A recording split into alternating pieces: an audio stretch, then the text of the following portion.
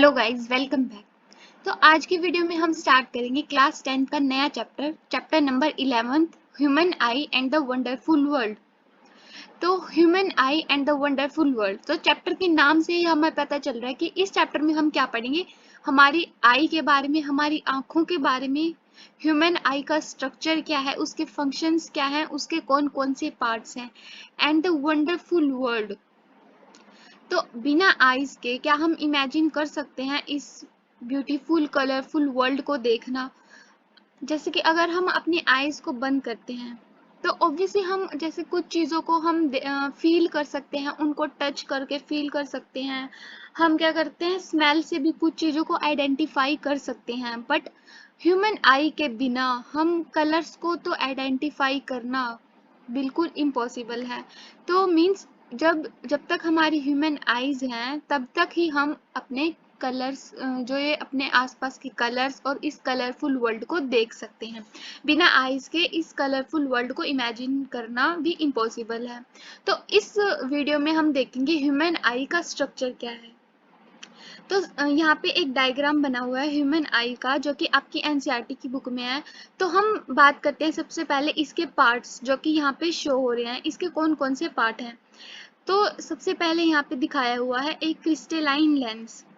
जो हमारी ह्यूमन आई है, हमने पिछले चैप्टर में पढ़ा था लेंसेज के बारे में, रिफ्रैक्शन ऑफ लाइट के बारे में, कि किस तरह लेंसेज, कनकेव और कन्वेक्स लेंस आई को रिफ्लेक्ट नहीं लाइट को रिफ्लेक्ट करते हैं और इमेजेस बनाते हैं। तो ह्यूमन आई में भी क्या होता है, एक हमारे पास लेंस प्रेजेंट होता है।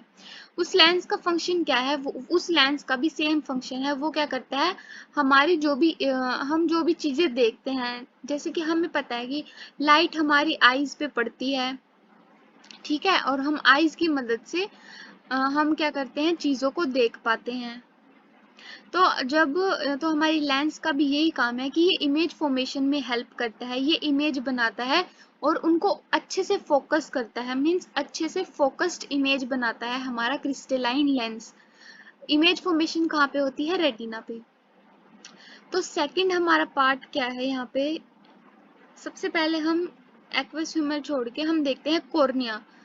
कॉर्निया हमारे यहाँ पे शो किया हुआ है। जो कॉर्निया का जो स्ट्रक्चर है, कॉर्निया क्या है, हमारी आई का सबसे आउटर मोस्ट पार्ट है। ये जो हमें दिख रहा है ना, ये बल्ब, जो ये बाहर की तरफ बल्ब है, ये वाला जो मैं हाईलाइट कर रही हूँ, तो ये ग्रीन वाला पार्ट जो है, ये क्या है, कॉर्निया। ये है outermost part of the eye.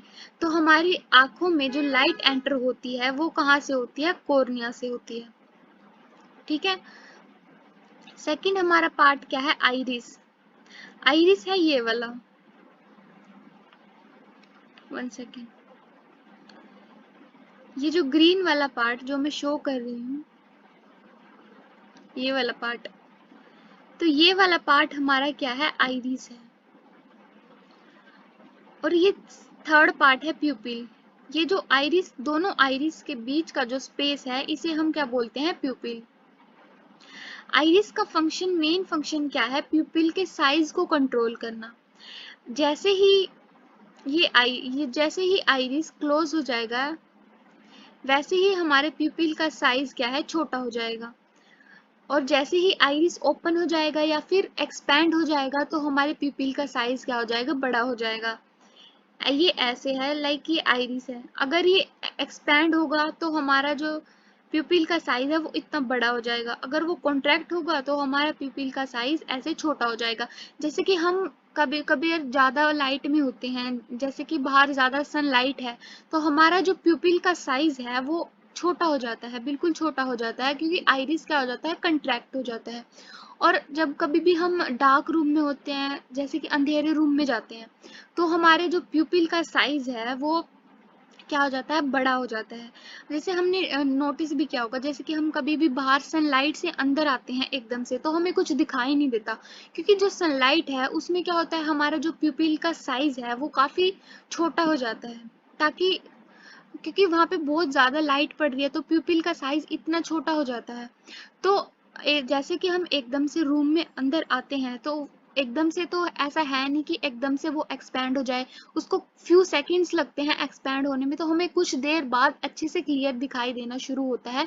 तो ये हमने डे टू डे लाइफ में भी देखा है कि हमारे साथ ऐसा होता है, जब हम एकदम से कभी ज्यादा लाइट से कम लाइट में जाते हैं तो हमें थोड़ी देर तक दिखाई नहीं देता अच्छे से। तो ये था आइरिस और प्यूपिल। कॉर्निया क्या था, हमारा आउटर मोस्ट पार्ट था जिससे हमारी लाइट जो है हमारी आंखों के अंदर एंटर होती है। और ये है सीलियरी मसल्स, जिनको मैं हाईलाइट कर रही हूँ, ये वाली, ये जो ब्लू कलर से जो मैंने हाईलाइट की है, ये क्या है, हमारी सीलियरी मसल्स। सीलियरी मसल्स का फंक्शन क्या है कि जैसे ये हमारा लेंस है, ये जो मैं यहाँ पे ड्रॉ कर रही हूँ, ये हमारा लेंस है। तो हमें इस डायग्राम से भी पता चल रहा है कि जो सिलियरी मसल्स हैं, ये हमारे लेंस को होल्ड करके रखती हैं, ये हमारे लेंस को पकड़ के रखते हैं, ये हमारे लेंस को इस तरह से एडजस्ट करती हैं कि जो लेंस है वो रेटिना पे फोकस्ड इमेज बना सके, अच्छी क्लियर फोकस्ड इमेज हमारी बन पाए। सिलियरी मसल्स क्या करती हैं, हमारे इस लेंस को होल्ड करके रखती हैं अच्छे से। और रेटिना का हमने देख लिया, हमारी आईज के जो पार्ट्स हैं, ये रेटिना सबसे जो इनर मोस्ट लेयर है, सबसे अंदर वाली लेयर है जो आई की, उसको हम बोलते हैं रेटिना। रेटिना पे क्या प्रेजेंट होते हैं, लाइट सेंसिटिव सेल्स प्रेजेंट होते हैं बहुत सारे रेटिना पे। लाइट सेंसिटिव सेल्स का क्या फंक्शन है, जैसे ही लाइट पड़ेगी इन पे, जैसे कि लाइट पड़ेगी इन पे तो ये क्या करेंगे, ये एक्टिवेट हो जाएंगे और ये क्या, ऑप्टिक नर्व से ब्रेन तक मैसेज पहुंचा देंगे। और हमारा ब्रेन क्या करेगा, उस चीज को आइडेंटिफाई करेगा। हमारे ब्रेन में पहले से ही मेमोरी स्टोर होती है कि भाई कौन सी ये कौन सा ऑब्जेक्ट है। तो ये ऑप्टिक नर्व्स की हेल्प से हमारे जो रेटिना के लाइट सेंसिटिव सेल्स हैं वो ब्रेन तक मैसेज पहुंचा देते हैं। और फिर हमें चीज़ों को आइडेंटिफाई करने में, मेमोराइज करने में हमें पता चल जाता है कि हाँ भाई ये बुक है। तो रेटिना का फंक्शन है, इसमें लाइट सेंसिटिव सेल्स प्रेजेंट होते हैं जो कि हमारे ऑप्टिक नर्व्स के हेल्प से जब लाइट पड़ती है तो इन ये एक्टिवेट हो जाते हैं, फिर ये क्या करते हैं, ऑप्टिक नर्व्स की हेल्प से ब्रेन तक सिग्नल पहुंचा देते हैं। अब यहाँ पे दो फ्लूइड्स हैं, आई में हमारी दो फ्लूइड्स हैं। फर्स्ट का नाम है एक्विस ह्यूमर, जो ये है,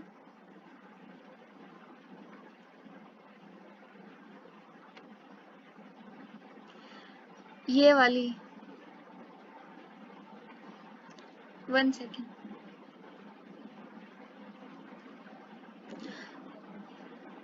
ये जो मैंने पिंक कलर से यहाँ पे शो किया है, यहाँ पे एक फ्लूइड प्रेजेंट होती है हमारी आई में जिसको हम बोलते हैं aqueous humour.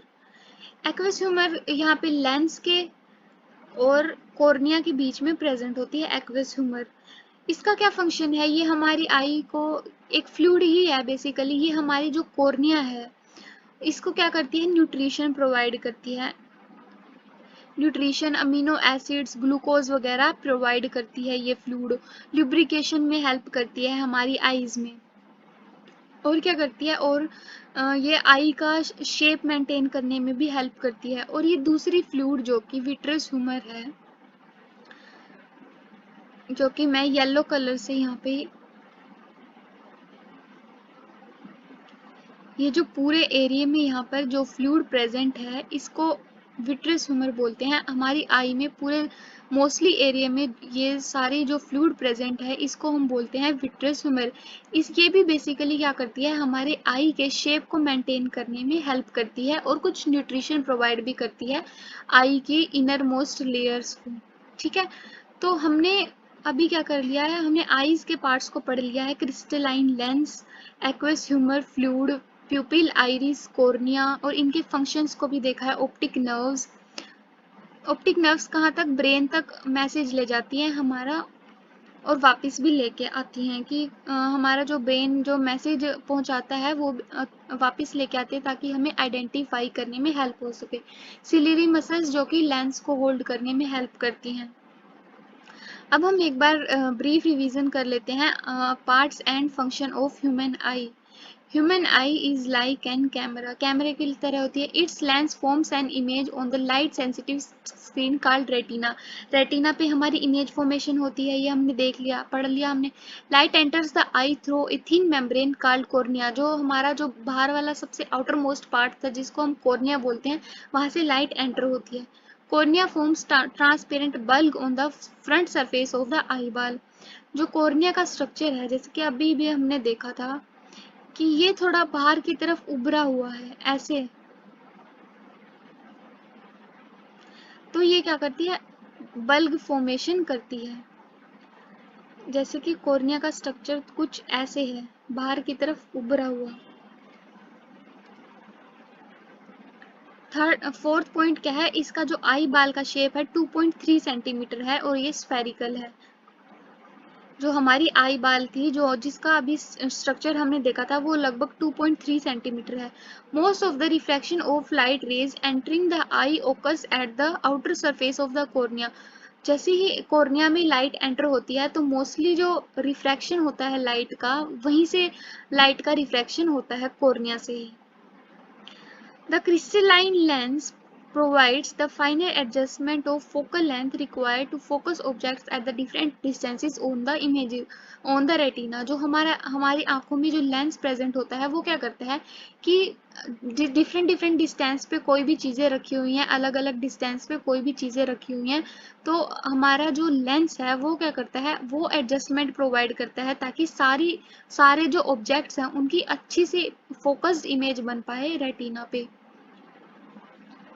Iris is a dark muscular diaphragm behind the cornea and it controls the size of pupil। iris का फंक्शन हमने देखा था कि वो प्यूपिल को साइज कंट्रोल करने में हेल्प करता था, छोटे और बड़े में।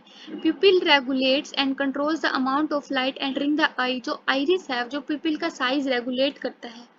तो प्यूपिल से अगर प्यूपिल का साइज अगर कम होगा तो लाइट क्या होगी, कम एंटर होगी हमारे प्यूपिल से, और अगर उसका साइज बड़ा होगा तो ज्यादा होगी। तो बेसिकली इसका फंक्शन क्या है, अमाउंट ऑफ लाइट को रेगुलेट करना है। Eye lens form and real inverted image of the object on the retina, ये बहुत ही इंपॉर्टेंट पॉइंट है एक, कि जो हमारा आई लेंस है वो कैसी इमेज बनाता है, ये बनाता है रियल और inverted image on the retina. ये हमारी रियल और इन्वर्टेड इमेज बनाता है, ये काफी इंपॉर्टेंट पॉइंट है। तो आज के वीडियो में हमने देखा ह्यूमन आई और इसके पार्ट्स के फंक्शन,